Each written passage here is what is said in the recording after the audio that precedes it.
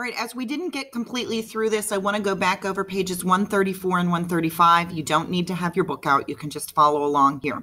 So we're talking about skin. Covering your body is a protective layer called skin. Skin is part of the integumentary system. Fingernails, toenails, and hair are too.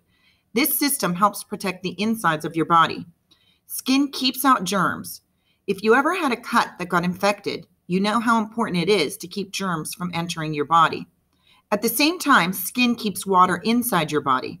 Your waterproof skin keeps you from becoming dehydrated. What happens when you get too hot? Sweat helps to cool your body. Also, tiny blood vessels near the surface of the skin help to cool your blood. But what if you get cold? Hair that helps keep your head warm in cold weather.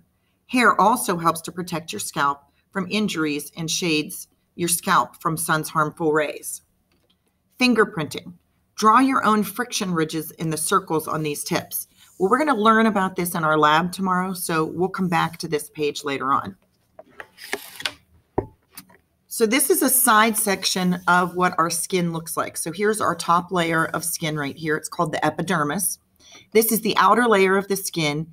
It's thin in some places like your eyelids and thick in others. And then underneath that, where we can see it's kind of a darker red all the way down to the bottom, this is called the dermis. This is the inner layer of the skin. It contains hair follicles, sweat glands, blood vessels, and nerve endings. And then we can see here are the nerve endings that it's pointing to. They're these yellow things that kind of have tails. And remember that nerves have these branching cells. So the nerves reach out and touch other nerves and kind of send the message to your spine and up to your brain so that it happens so quickly your brain can react to things. So if you're touching something hot, the nerves send that message within less than a second so that you can pull your hand away. Nerve endings, these are special structures that sense touch, heat, cold, and pain.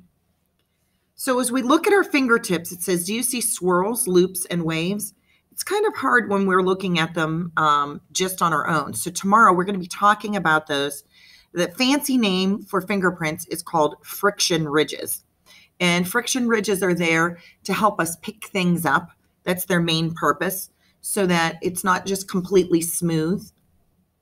And as we get older, those friction ridges kind of wear down, especially if you're doing work, like if you're somebody that works outside a lot, somebody that is touching things a lot, your friction ridges are going to become less pronounced. So your fingerprints, they're not going to change necessarily completely, but they do, as you get older, become harder to read.